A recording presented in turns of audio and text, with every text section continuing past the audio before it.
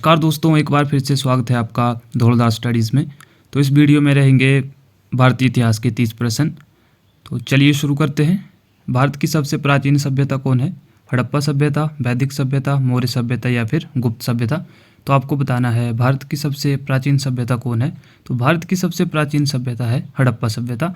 प्रश्न नंबर 2 है, हड़प्पा सभ्यता कितने वर्ष पुरानी है? 2000 वर्ष, 3000 वर्ष, 4000 वर्ष या फिर 5000 वर्ष? तो आप बताइए हड़प्पा सभ्यता कितने वर्ष पुरानी है?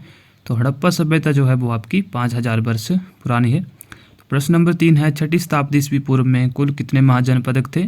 12 महाजनपदक, 16 महाजनपदक, 14 महाजनपदक तो या फिर 13 महाजनपदक? तो 6ठी शताब्दी में जो थे वो कुल 16 महाजनपदक थे। तो प्रश्न नंबर 4 है, महाजनपदक से क्या भाव है? विशाल राज्य, छोटे राज्य, धनी राज्य या फिर विशाल सेनाओं वाले राज्य? तो महाजनपदक से भाव क्या है? तो महाजनपदक से भाव है विशाल राज्य। प्रश्न नंबर 5 है, महाभारत की कथा का मुख्य विषय क्या है?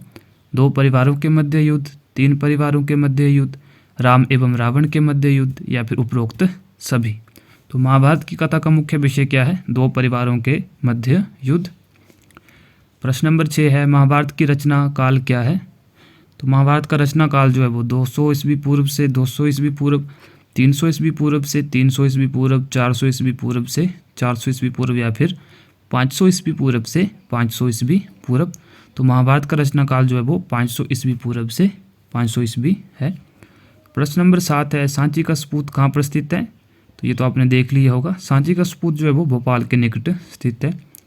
प्रश्न नंबर 8 है, सपूत को संस्कृत भाषा में क्या कहते हैं? तो सपूत को संस्कृत भाषा में मठ, विहार, टीला या फिर शिखर? तो आप बताइए सपूत को संस्कृत भाषा में क्या कहते हैं? तो सपूत को संस्कृत भाषा में कहते हैं टीला।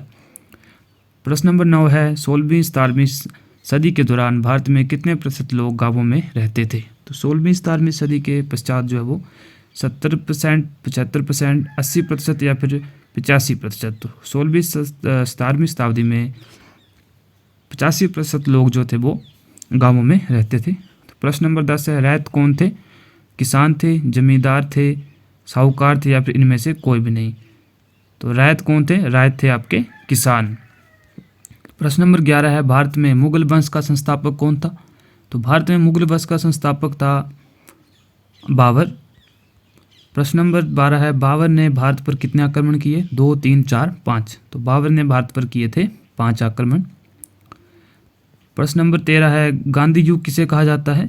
915 से 945 ईस्वी तक, 919 ईस्वी से 947 ईस्वी, 1870 ईस्वी से 1948 ईस्वी या फिर 1916 से 1947 ईस्वी? तो गांधी युग कहा जाता है 1919 से 1947 ईस्वी तक के युग को गांधी युग कहा जाता है। प्रश्न नंबर 14 है, महात्मा गांधी के राजनीतिक गुरु कौन थे? तो महात्मा गांधी के राजनीतिक गुरु थे दादा भाई नौरोजी, गोपाल कृष्ण गोखले, चित्तरंजन दास या फिर सरदार पटेल? तो महात्मा गांधी के जो राजनीतिक गुरु थे वो गोपाल कृष्ण गोखले थे। तो प्रश्न नंबर 15 है, भारत के लिए मुक्ति तब तक संभव नहीं है जब तक कि आप अपने को इन अलंकरणों से मुक्त ना कर लें और इन्हें भारत के अपने हम वतनों की भलाई में ना दें। ये शब्द किसने कहे थे? जवाहरलाल नेहरू जी ने, महात्मा गांधी जी ने, सुभाष चंद्र बोस ने या फिर भगत सिंह जी ने? तो ये शब्द कहे थे आपके महात्मा गांधी ने। तो आज की वीडियो में इतना ही। अगर आप चैनल पर पहली बार आए हैं तो इसे लाइक, शेयर एंड सब्सक्राइब भी जरूर करें। धन्यवाद।